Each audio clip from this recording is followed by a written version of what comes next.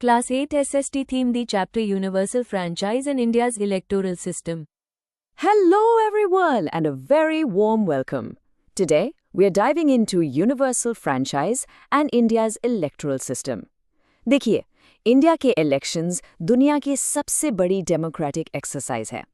तो आज हम इस पूरे सिस्टम को बिल्कुल आसान शब्दों में समझेंगे। चलिए शुरू करते हैं। So here's what we'll cover today. First, we'll look at what is a vote. हम समझेंगे कि एक वोट का आखिर मतलब क्या होता है। Next, how elections work, यानी elections का पूरा process काम कैसे करता है। Third, who runs the elections. हम उस बॉडी के बारे में जानेंगे जो elections conduct करवाती है। Then, forming the government. election के बाद सरकार कैसे बनती है, ये देखेंगे। After that, we have your exam booster. कुछ ऐसे important facts जो आपके एग्जाम्स के लिए बहुत ज़रूरी हैं। And finally, test your knowledge. एक छोटा सा क्विज आपकी अंडरस्टैंडिंग को चेक करने के लिए। Section 1 What is a vote? The power of one. तो चलिए सबसे पहले शुरुआत करते हैं इस सवाल से कि एक वोट आखिर है क्या और उस एक वोट में कितनी पावर छिपी होती है। Ever wondered what universal adult franchise actually means? ये एक फ्रेज है जो हमने कितनी ही बार अपनी बुक्स में पढ़ा होगा या सुना होगा, पर क्या आपने कभी सोचा है कि इसका आसान भाषा में एक्चुअल मतलब क्या होता है? चलिए आज इसको अच्छे से समझते हैं। Never before in the history of the world has such an experiment been so boldly undertaken. ये बात अल्लादी कृष्णस्वामी अय्यर ने 1949 में कही थी। इसका मतलब है कि जब इंडिया आज़ाद हुआ तब देश के हर एक अडल्ट सिटीजन को वोट का राइट देना एक बहुत ही बड़ा और हिम्मत वाला कदम था। ऐसा एक्सपेरिमेंट दुनिया में इससे पहले कभी इतने बड़े स्केल पे नहीं किया गया था। Universal adult franchise. Every adult citizen gets one vote, and all votes have equal value, irrespective of caste, religion, gender, or wealth. इसका बिल्कुल सिंपल मतलब ये है कि इंडिया का हर वो सिटीजन जिसकी एज 18 years या उससे ज़्यादा है, उसको वोट देने का राइट है। और सबसे इम्पोर्टेंट बात यह है कि हर एक वोट की वैल्यू बिल्कुल बराबर है। कोई अमीर हो या गरीब, किसी भी जाति, धर्म या जेंडर का हो, सबके वोट की पावर एक जैसी है। 1988, the minimum voting age was changed from 21 to 18. ये एक बहुत important fact है। पहले इंडिया में वोट करने की मिनिमम एज 21 साल थी, लेकिन 1988 में इसे कम करके 18 साल कर दिया गया। ये एक बहुत बड़ा डिसीजन था क्योंकि इससे इंडिया के लाखों यंग सिटीजन्स को डेमोक्रेटिक प्रोसेस में शामिल होने का मौका मिला। Why is universal franchise important? आइए देखते हैं कि ये इतना ज़रूरी क्यों है। First, everyone's voice matters. इसका मतलब है कि देश के हर नागरिक की आवाज़ मायने रखती है। Second, it gives us the power to determine one's future. यानी हम अपने वोट से अपने देश का और अपना फ्यूचर डिसाइड करते हैं।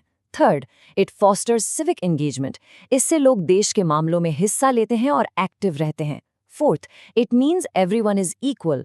लॉ की नज़र में और वोट देते वक्त हर कोई बराबर है। And finally it makes representatives answerable, यानी हमारे चुने हुए लीडर्स को जनता को जवाब देना पड़ता है क्योंकि उन्हें पता है कि 5 साल बाद उन्हें फिर से वोट मांगने आना है। Section 2. How elections work. The system for many. Okay, तो अब हम वोट की पावर तो समझ गए हैं। अब आगे बढ़ते हैं और देखते हैं कि इंडिया का इतना बड़ा इलेक्शन सिस्टम आखिर चलता कैसे है। India's 2024 Lok Sabha elections had about 980 million eligible voters and over 1 million polling stations. In numbers से आप अंदाज़ा लगा सकते हैं कि इंडिया का इलेक्शन कितना विशाल है। लगभग 98 करोड़ लोग वोट करने के लिए एलिजिबल थे और उनके लिए 10 लाख से भी ज़्यादा पोलिंग स्टेशंस बनाए गए थे। इसीलिए इंडिया के इलेक्शंस को दुनिया का सबसे बड़ा फेस्टिवल ऑफ डेमोक्रेसी भी कहा जाता है। The voting process at a polling booth. जब आप वोट देने जाते हैं तो ये सिंपल प्रोसेस फॉलो होता है। Step 1. An officer checks your name on the voter list and your ID proof. यानी पहला ऑफिसर वोटर लिस्ट में आपका नाम चेक करेगा और आपका आइडेंटिटी प्रूफ देखेगा। Step 2. A second officer inks your finger and gets your signature.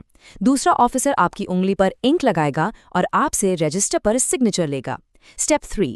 A third officer checks your inked finger. तीसरा ऑफिसर बस ये कंफर्म करता है कि आपकी उंगली पर इंक ठीक से लग गई है।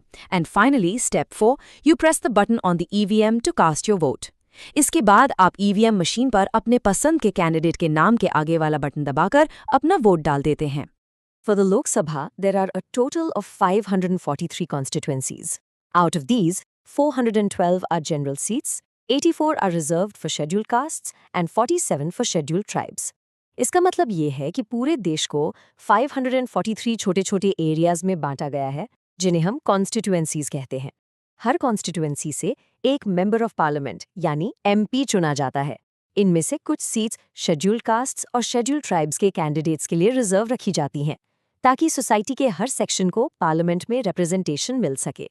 Section 3 Who runs the elections? The umpire of democracy. तो आप सवाल ये उठता है कि इतने बड़े इलेक्शन सिस्टम को फेयर तरीके से कंडक्ट कौन कराता है? आइए मिलते हैं हमारी डेमोक्रेसी के अंपायर से। Election Commission of India, or ECI, is an independent constitutional body established in 1950, responsible for conducting free and fair elections in India. देखिए, ECI एक आज़ाद संस्था है जिसका काम है देश में फ्री एंड फेयर इलेक्शंस करवाना। आप इसको बिल्कुल एक क्रिकेट मैच के अंपायर की तरह समझ सकते हैं, जो ये सुनिश्चित करता है कि सारी टीम्स यानी सारी पॉलिटिकल पार्टीज रूल्स के हिसाब से ही खेलें। Let's look at the key tasks of the ECI. इसके कुछ बहुत इंपॉर्टेंट काम हैं। फर्स्ट, सेटिंग इलेक्शन डेट्स, यानी इलेक्शंस कब होंगे इसकी डेट्स डिसाइड करना। सेकंड, रजिस्टरिंग पॉलिटिकल पार्टीज, नई पॉलिटिकल पार्टीज को मान्यता देना। Third, enforcing the model code of conduct, election के टाइम सभी पार्टीज और कैंडिडेट्स के लिए रूल्स बनाना और उन्हें लागू करना। And fourth, overseeing the entire electoral process, पूरे इलेक्शन प्रोसेस पर नजर रखना ताकि कहीं कोई गड़बड़ी ना हो। Section 4 Forming the government from vote to power. तो चलिए, वोट हो गए, रिजल्ट्स भी आ गए, पर इसके बाद गवर्नमेंट कैसे बनती है? आइए देखते हैं कि वोट से पावर तक का सफर कैसे पूरा होता है। Let's understand the difference between a member of parliament or MP and a member of legislative assembly or MLA. An MP represents a constituency in the Lok Sabha, focuses on national issues and helps form the national government. इसका मतलब है कि MP पूरे देश के level पर काम करते हैं और दिल्ली में बैठने वाली नेशनल गवर्नमेंट का हिस्सा होते हैं। On the other hand, an MLA represents a constituency in the state legislative assembly, focuses on state level issues and helps form the state government. यानी MLA अपने स्टेट के इश्यूज पर फोकस करते हैं और उस स्टेट की गवर्नमेंट बनाते हैं। Coalition government, a government formed by a group of two or more political parties working together when no single party wins a majority of seats. कई बार इलेक्शंस में ऐसा होता है कि किसी भी एक सिंगल पार्टी को मेजॉरिटी यानी आधे से ज़्यादा सीट्स नहीं मिलती। ऐसे में दो या दो से ज़्यादा पार्टीज मिलकर गवर्नमेंट बनाती हैं। इसी को हम कोalition गवर्नमेंट या गठबंधन की सरकार कहते हैं। सेक्शन 5 योर एग्जाम बूस्टर, की कॉन्सेप्ट्स टू रिमेंबर। अब हम कुछ ऐसे की कॉन्सेप्ट्स देखेंगे जो आपके एग्जाम्स के पॉइंट ऑफ व्यू से बहुत इंपॉर्टेंट है, तो इन पॉइंट्स को जरा ध्यान से समझना। Let's talk about direct versus indirect elections. ये क्वेश्चन एग्जाम्स में बहुत कॉमन है। In a direct election like the one for Lok Sabha, all eligible citizens vote directly. इसका मतलब है कि हम यानी आम जनता सीधे वोट करके अपने एमपी को चुनते हैं। But in an indirect election, like for the Rajya Sabha, our elected representatives, like MLAs, vote. यानी हमारे चुने हुए लीडर्स आगे वोट करके राज्य सभा के मेंबर्स और प्रेसिडेंट को चुनते हैं। Here are some exam quick facts. First, India's first general elections were held in 1951-52. Azad India के पहले आम चुनाव 1951-52 में हुए थे। Second, our electoral system is called first past the post. इसका सिंपल मतलब है कि जिस कैंडिडेट को सबसे ज्यादा वोट मिलते हैं वही जीत जाता है। Third, EVM stands for electronic voting machine. ये वो मशीन है जिससे हम वोट करते हैं। And fourth, the Rajya Sabha term is 6 years for a member, यानी राज्यसभा के एक मेंबर का टर्म 6 साल का होता है। ये सभी पॉइंट्स 1 mark क्वेश्चंस के लिए बहुत इंपॉर्टेंट है। Section 6 test your knowledge, let's recap.